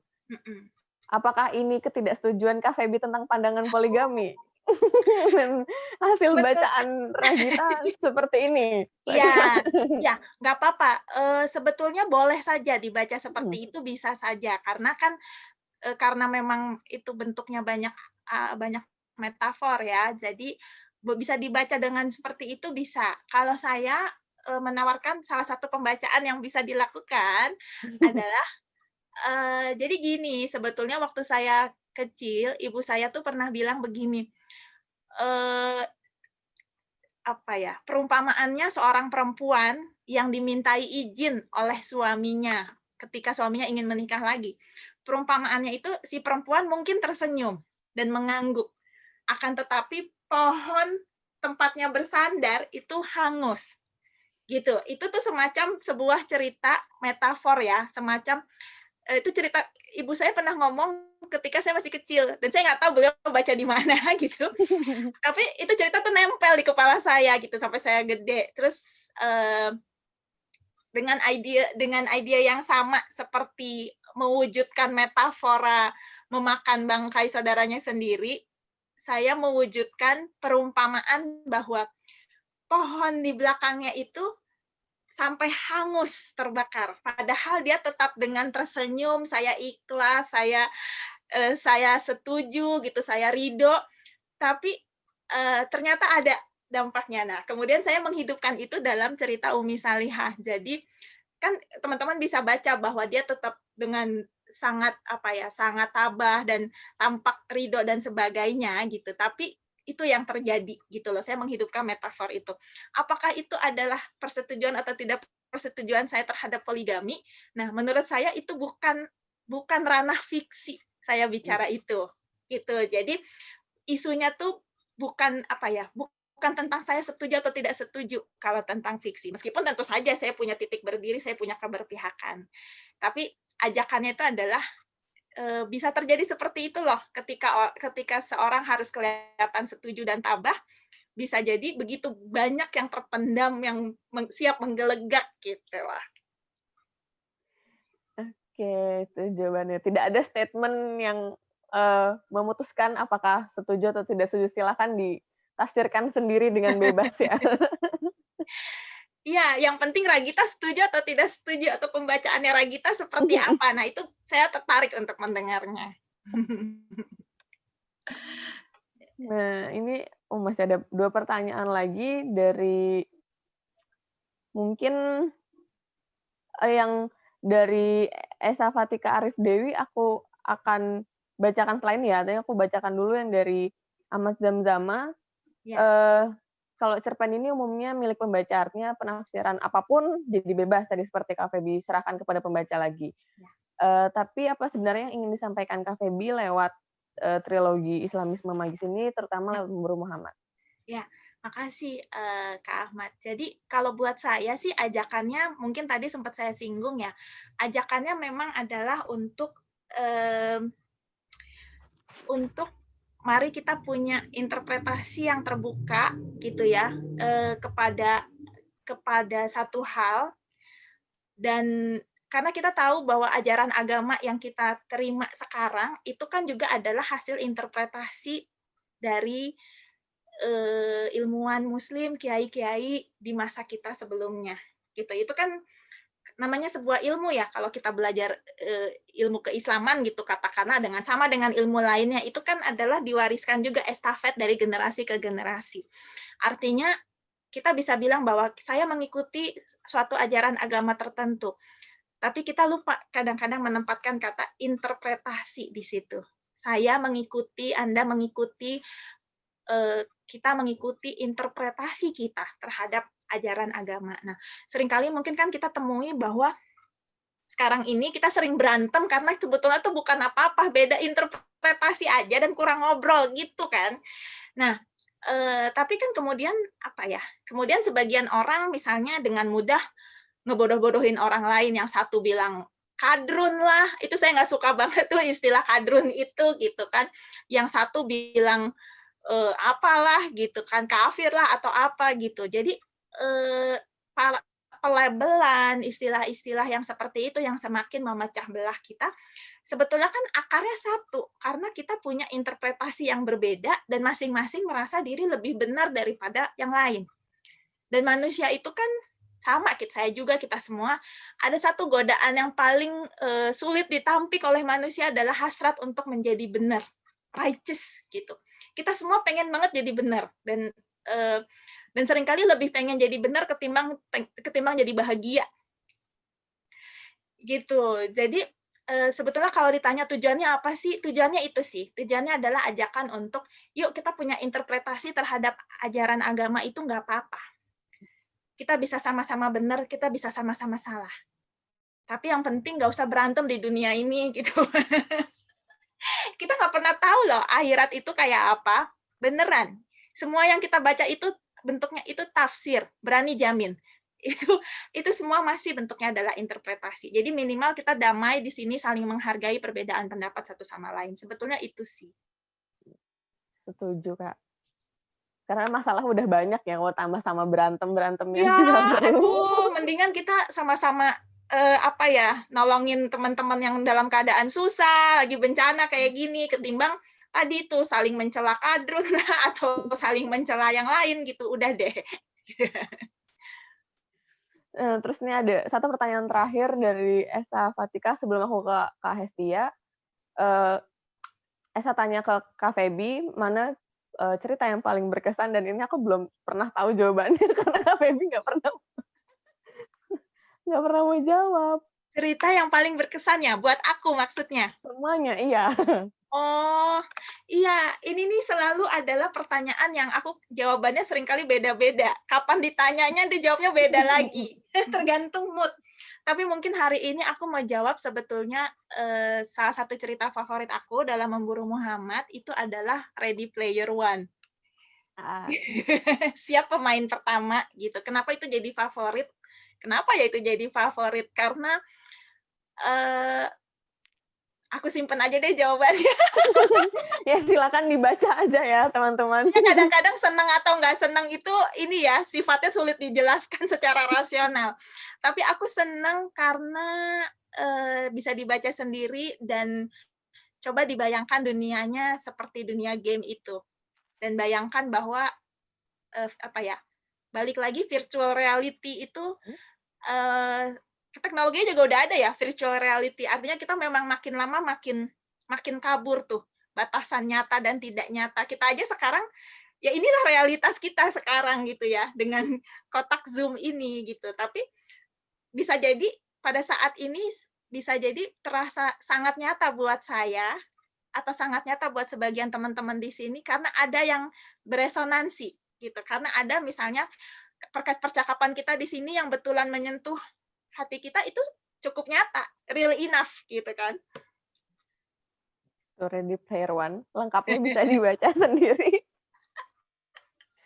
Dan karena sifatnya juga ini ya Kak, kapan kita akan bilang itu, maksudnya ada variabel waktu yang bisa, Betul. hari ini cerita ini masuk di kita, besok cerita yang lain kayak gitu ya. Sangat.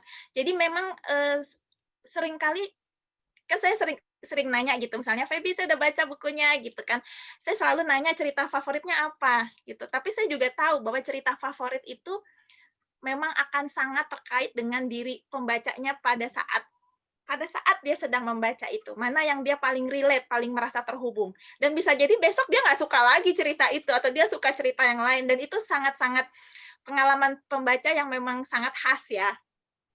Semua pembaca pasti punya deh pengalaman kayak gitu. Ini kok lagi pas banget sama saya gitu. Jadi saya juga orang yang percaya seringkali buku itu datang kepada saya pada saat yang memang saya pas lagi butuh. Gitu. Saya pas lagi butuh aja insight seperti itu.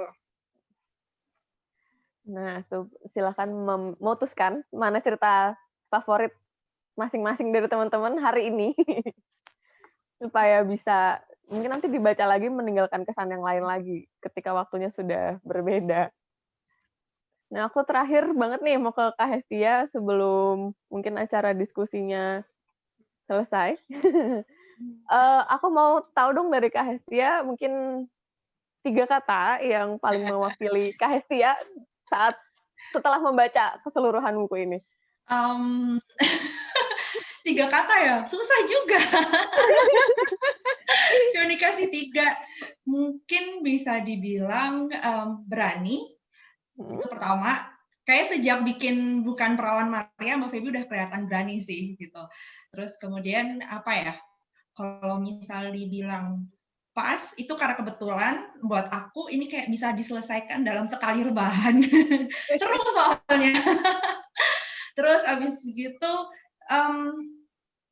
ini persepsi lagi, asumsiku sendiri yaitu adalah enteng. Karena kalau buat aku enteng dalam artian dia itu ya balik lagi, dia itu bisa dinikmati dalam keadaan kayak jeda makan siang. Misal kita lagi kerja gitu ya, WFH, terus makan siang pukul 12 sampai pukul 13 gitu dipakai buat baca, itu kayak bisa gitu. Kita tidak perlu mengalokasikan waktu khusus untuk bener-bener dedicated to read this book gitu sih. Sama aku sebenarnya mau nambahin tadi waktu Mbak Feby mulai berbicara soal perbedaan interpretasi antara satu pembaca dengan pembaca yang lain. Barangkali selain kita yang memang seringnya tidak dibiasakan untuk mengungkapkan pendapat dan selalu dipaksakan untuk memenuhi standar tertentu, yang mana standarnya lagi-lagi itu sangat personalized gitu ya. Jadinya kita selalu merasa insecure, inferior bahwa pendapat kita itu tidak sama seperti kebanyakan orang. Padahal itu nggak apa-apa. Yang mungkin teman-teman yang ada di sini perlu ketahui, tadi Mbak Feby juga udah sebut, pengalaman membaca setiap orang itu sifatnya valid. Karena balik lagi, kita membaca itu dipengaruhi oleh berbagai macam hal. Salah satunya background kita, mau itu pendidikan, sosial ekonomi, pengalaman hidup sebelumnya, itu sangat mempengaruhi judgment kita ketika kita lagi membaca. So it's literally okay ketika teman-teman punya interpretasi berbeda ketika membaca antara satu pembaca dengan pembaca lainnya gitu. Itu yang berkali-kali aku juga suka encourage teman-teman di sosial media aku bahwa having different reading experience is really okay dan itu sangat valid. Jangan pernah takut untuk mengatakan bahwa wah kalau Hesti suka memburu Muhammad, aku nggak suka gitu. Nggak apa-apa, nggak masalah. Asalkan kita bisa dan bersedia untuk membuka ruang diskusi. Oh, kenapa kok kamu nggak suka? Oh, karena begini-begini. Menurut aku dalam keyakinan agamaku begini. Gitu. Nggak masalah. Gitu. Itu tadi, dengan kita meyakini dan tahu bahwa setiap pengalaman membaca itu valid, nantinya diharapkan seperti tadi kata Mbak Feby, ruang diskusi terbuka. Kita akhirnya mau mengerti dan memahami orang lain. Kita membangun rasa empati dan simpati antar pembaca. Nantinya kalau misal ada ruang diskusi, apalagi ada penulis dan penerbit seperti saat ini ya, itu bisa bagus banget gitu. Penulis bisa tahu, oh ternyata persepsi pembaca terhadap karya saya begini loh, ada berbagai macam. Penerbit juga tahu, oh ternyata ketika Memburu Muhammad dilempar ke pasar, disediakan untuk pembaca, beragam, sangat beragam, dan itu mungkin aja membuka peluang-peluang untuk para penulis-penulis yang sebenarnya belum seberani Mbak Feby, tapi akhirnya terdorong, wah kalau Bentang aja berani mempublikasikan Memburu Muhammad, kenapa saya nggak coba untuk nerbitin di Bentang? Nah, kayak gitu. Jadi, dengan kita memahami pengalaman membaca itu valid, semoga ekosistem membaca, ekosistem literasi di negara kita jadi semakin maju. Gitu sih kalau dari aku. Wah, betul. Setuju. Aku mendukung apa yang Kak Hestia sampaikan. Keren banget, Hestia. Makasih, Mbak. Karena sebenarnya kebetulan aku kan sekolahnya dulu ini Mbak, ilmu perpustakaan dan mengambil fokusnya reading interest. Jadi kayak aku memang mendalami seperti ini sih dan kebetulan karena diberi kesempatan juga oleh teman-teman Goodreads Indonesia, so ya sudah kita satu visi kan, sama-sama ingin mengkampanyekan enaknya membaca gitu, why not gitu sih. Persis. Senang banget. Setuju, baca buku itu nggak selesai saat halaman terakhir selesai dibaca ya. Betul. Oke, terima kasih Kak Feby, terima kasih Kak Hestia, banyak, dan teman-teman juga yang berpartisipasi di kolom chat untuk bertanya dan juga mengapresiasi apa yang hari ini kita lakukan. Aku sangat berterima kasih sekali karena membawa insight baru, membawa pandangan baru saat satu buku itu bisa dimaknai sangat berbeda-beda oleh setiap orang. Gitu. Mungkin untuk selanjutnya aku kembalikan ke Kak Riki. Dari Mizan Media Utama ke Kak Riki. Silakan Kak. Oke, siap. Terima kasih Kak sudah membantu saya untuk jadi moderasi diskusi pagi hari ini. Luar biasa sekali, ini hangat sekali dan panjang sekali ini. Saya juga nggak tega untuk motongnya karena seru gitu kan, ngelihat bukan perdebatan, artinya timbal balik dari pembaca dan juga penulis, juga insight-insight baru dari tadi ya, pertanyaan-pertanyaan maupun jawaban-jawaban luar biasa nih. Kalau saya sih sebetulnya secara khusus itu pembaca non-fiksi ya kalau saya itu. Jadi senangnya ke self development gitu kan, bisnis yang kayak gitu-gitu ya. Jadi ini jadi benar-benar pengalaman baru buat saya nih. Kayaknya saya perlu cari di gudang nih gitu kan. Karena saya kantornya dekat gudang nih. Nggak usah beli nih, saya harus tinggal ke gudang aja. Wah, curang. Beli boleh, Pak. Oke, siap. Terima kasih untuk Kak Feby, Kak Hesti, Makasih Kak Rizka banyak. untuk diskusinya pagi hari ini. Saya hanya mau menyampaikan iklan aja nih pagi hari ini. Jadi iklan dari saya untuk sebagai penutup dari acara pagi hari ini adalah saya akan menginformasikan mengenai Mizanmu ya, bisnis yang saat ini sedang saya geluti gitu ya di sini. Jadi untuk profilnya Mizanmu itu adalah bagian dari unit ya, unit di Mizan. Jadi Mizan ini ada penerbit, ada percetakan, ada distribusi, ada juga new media. Nah, kami itu di distribusinya.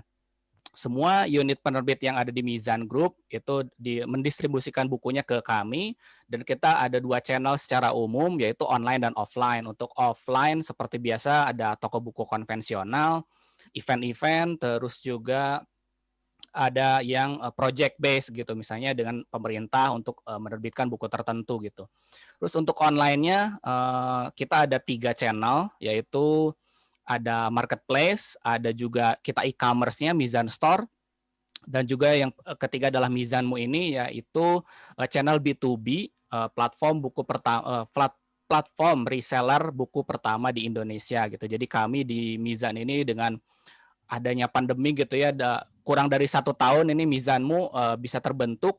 Kita benar-benar selalu ingin relevan dengan zaman ketika retail agak turun sekarang ya, karena sedang sulit untuk mengadakan keramaian ya, orang-orang mungkin agak segan juga untuk datang ke mall gitu ya. Maka channel berikutnya di online ini benar-benar kita manfaatkan secara maksimal. Salah satunya kalau mereka tidak bisa beli buku di toko buku, mereka bisa beli buku di reseller gitu, dan mereka memang authorized seller dari kita gitu. Jadi benar-benar sudah terregistrasi di kami, mendapatkan buku original dari kami, dan juga bisa mendistribusikan ke rekan-rekannya, mungkin komunitasnya dan lain-lain gitu. Ya, jadi seperti itu dari Mizanmu ya. Nah, ini kalau rekan-rekan ya pasti mungkin ya kalau dari pembaca mengetahui ya penerbit-penerbit yang masuk ke dalam grup Mizan. Secara umum yang besar itu ada Bentang ya, tentu ada Bentang, ada Mizan Publishing, ada juga Nora, dan juga ada Muffin Graphic. Ini secara umum. Nah, yang lainnya adalah bagian dari penerbit itu atau imprint ya, kayak misalkan Pak Mizan Publishing itu imprintnya ada Kanita, ada Kaifa, ada Mizania gitu ya. Terus untuk remaja dan anak-anaknya ada DAR, KKPK gitu ya, seperti itu. Terus untuk Bentang itu ada Beavers, ini mungkin agak lama ya ininya, imprintnya ada Big Kids, ada ya Bentang secara umum ya. Jadi Bentang itu dia lebih general gitu untuk genre-nya. Itu seperti itu dari penerbit-penerbit ini. Jadi kalau rekan-rekan semuanya lihat di toko buku ya, penerbit-penerbit ini itu bagian dari Mizan Group, dan kami siap untuk bisa mendistribusikannya ke rekan-rekan gitu.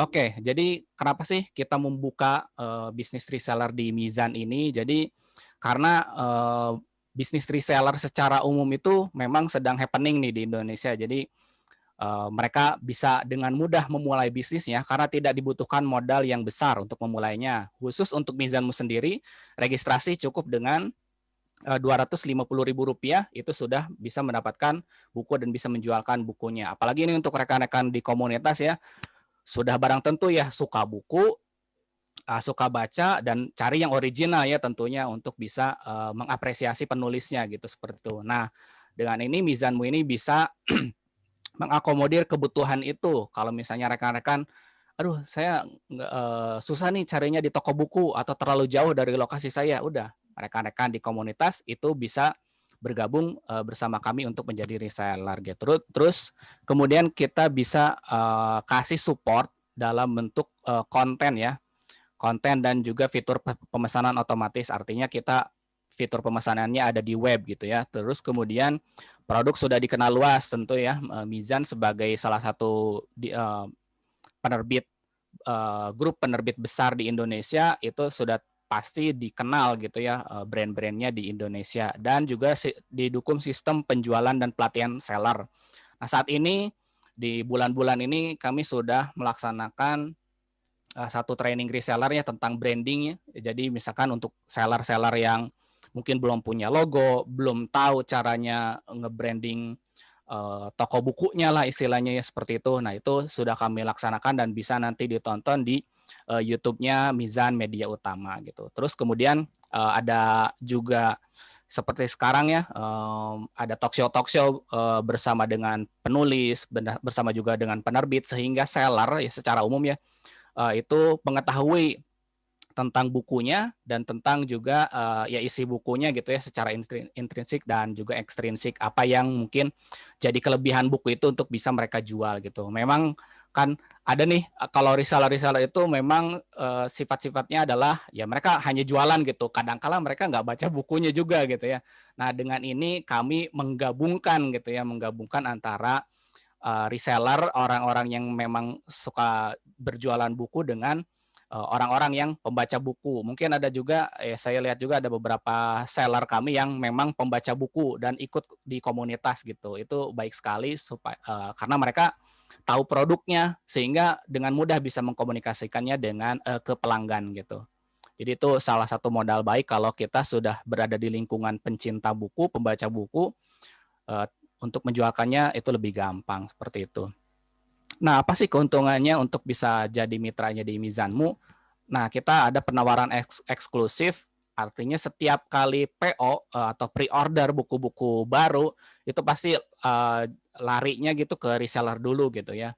Jadi sebelum ada di toko buku, kami membuka promosi pre-order untuk reseller gitu ya.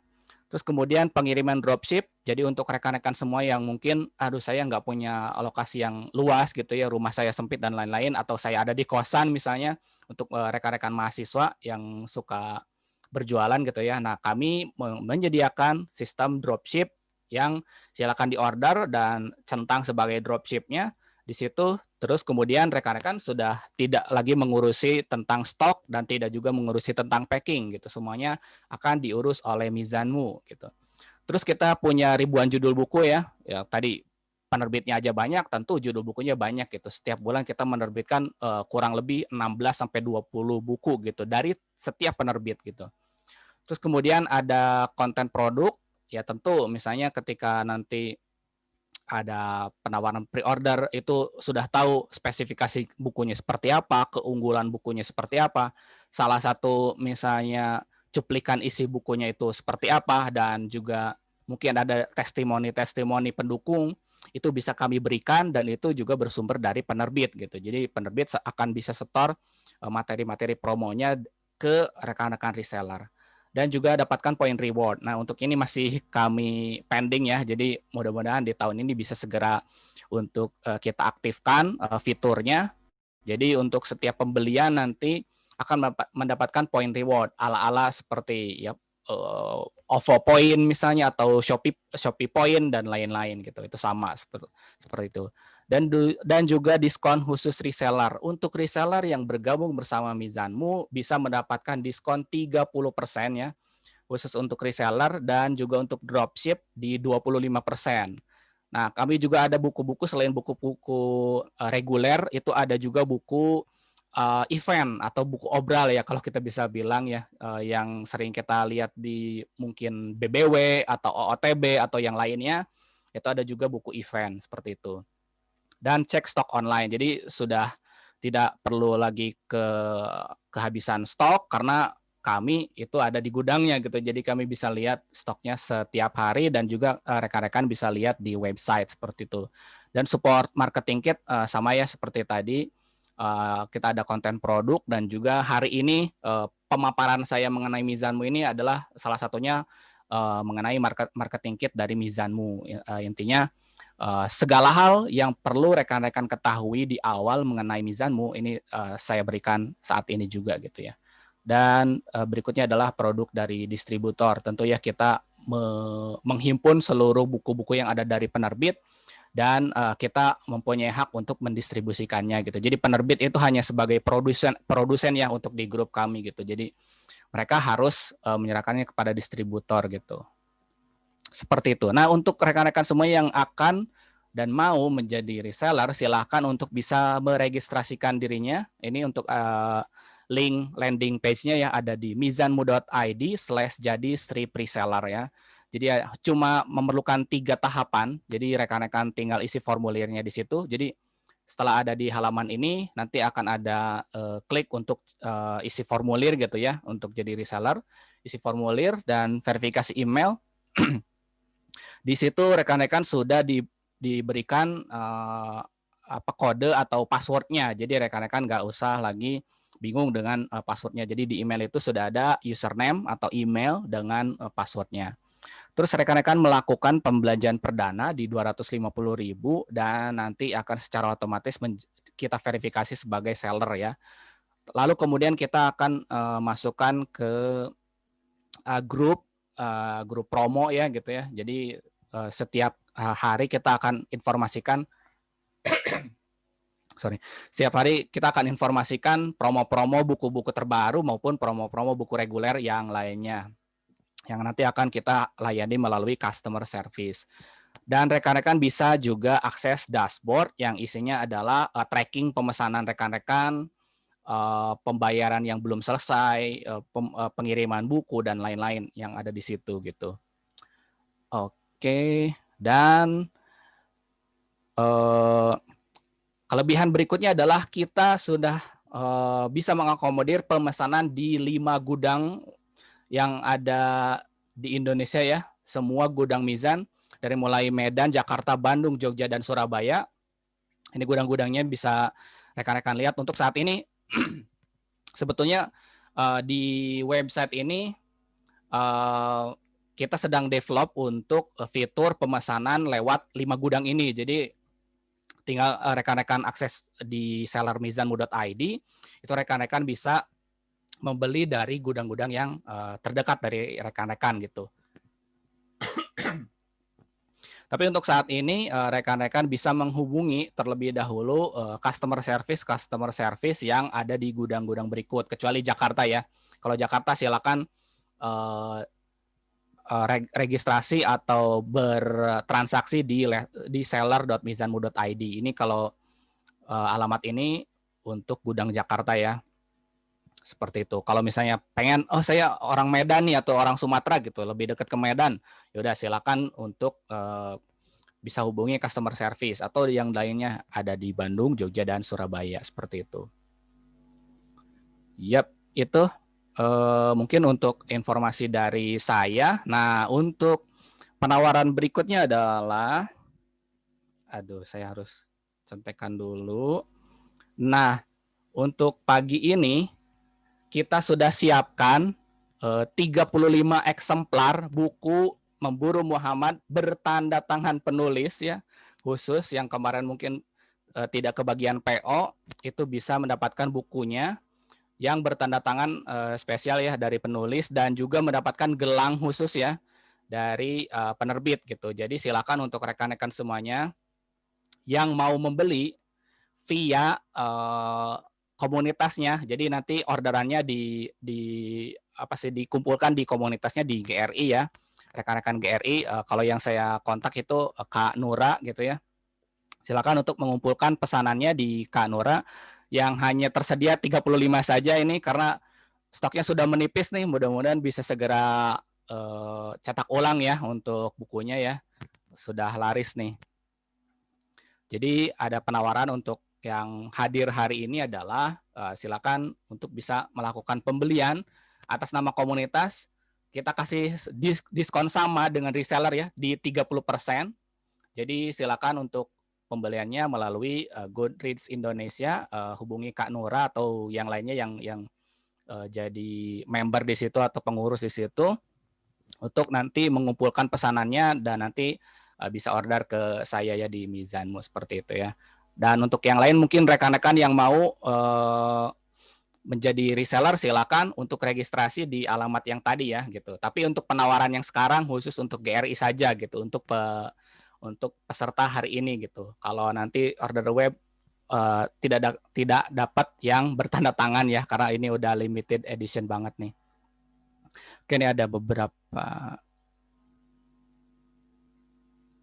pertanyaan. Oke, ini ada pertanyaan. Untuk 250.000 ini apakah sudah harga diskon? Iya, betul. Jadi sejak di awal itu sudah mendapatkan harga diskon. Jadi 250.000 itu bukan keanggotaan ya, benar-benar beli bukunya di awal aja gitu. Jadi benar-benar dapat buku sejak awal dan langsung didiskon. Jadi itu harga netnya rekan-rekan harus berbelanja 250.000 gitu. Jadi dan untuk dropship bisa melayani dari marketplace. Jadi tinggal rekan-rekan centang ketika order itu ada resi otomatis ya, resi otomatis gitu. Jadi untuk rekan-rekan yang mau buka tokonya di marketplace, Shopee, Tokopedia gitu, bisa ordernya di kita gitu dan kita langsung kirimkan gitu. Oke, untuk yang tidak komunitas gimana? Tidak apa-apa. Jadi untuk peserta pagi ini silakan, kita kan sudah bikin grupnya ya. Nah, silakan kalau mau pemesanan juga bisa di grup atau bisa ke Kak Nura gitu. Silakan mau berapa eksemplar nanti kita informasikan totalnya dan mekanisme pengirimannya kayak gitu. Kalau di grup Mizan belinya tidak berlaku. Kalau ini ya rekan-rekan yang sudah jadi reseller Mizan ya, tidak berlaku di situ ya. Jadi tidak berlaku untuk di luar ini. Pokoknya semua peserta yang hadir pada pagi hari ini ya. Ini ada sekian, ada 40 orang kalau tidak salah ya. Oh, sekarang sudah jadi 33 ya. Nah, untuk peserta mau itu GRI maupun juga reseller silahkan. Tapi saya khususkan sih sebenarnya untuk GRI aja nih supaya rekan-rekan bisa mendapatkan kesempatan tanda tangan bukunya ya. Jadi silakan di grup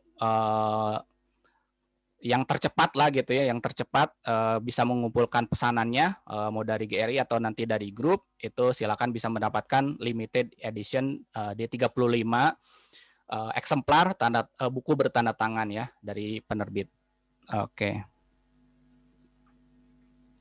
Oke, itu mungkin pengumuman dari saya. Mudah-mudahan bisa memberikan peluang baru untuk rekan-rekan semuanya ya.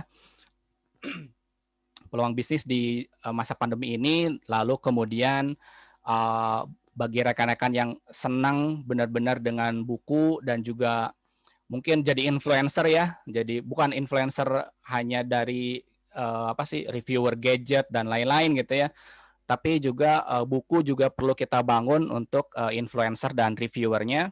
Nah dari situ misalnya kalau mau mendapatkan keuntungan atau keuntungan lebih ya dari reviewer, silakan bisa bergabung menjadi reseller di kami di Mizanmu. Oke, terima kasih. Ini sudah hampir 2 jam nih ya kita bergabung dan berdiskusi. Mudah-mudahan tetap semangat dan juga tetap menjaga protokol kesehatan. Kita semua disehatkan dan beraktivitas sesuai dengan kondisi saat ini ya, new normal. Terima kasih untuk rekan-rekan semua dari GRI ya, Goodreads Indonesia, khususnya saat ini Kak Hesti yang tadi sudah bergabung untuk membahas bukunya Memburu Muhammad ya, dan juga Kak Feby ya, terima kasih atas waktunya. Terima kasih. Udah berkali-kali nih. Iya, sama-sama. Untuk saya lihat benar-benar berulang kali nih Kak Feby ini banyak sekali acara live-nya. Mungkin udah udah bosen yang ngomongin tentang hal yang sama, tapi selalu menarik kali ya untuk membahas bukunya ini gitu ya. Mudah-mudahan jadi pendorong untuk karya-karya berikutnya ya. Kita tunggu dan juga mudah-mudahan bisa terus menerbitkan di Bentang Pustaka ya. Dan juga Kak Rizka dari Bentang Pustaka juga terima kasih atas waktunya. Oke, itu saja dari ya sama-sama dari saya ya. Saya Riki Purnama Ramadan dari Mizan Media Utama. Mengucapkan terima kasih untuk semuanya. Mohon maaf apabila ada kesalahan. Kami tutup. Wassalamualaikum warahmatullahi wabarakatuh. Waalaikumsalam warahmatullahi wabarakatuh. Terima kasih ya Kak. Terima kasih semuanya ya. Sampai ketemu. Terima kasih Kak Feby. Dadah.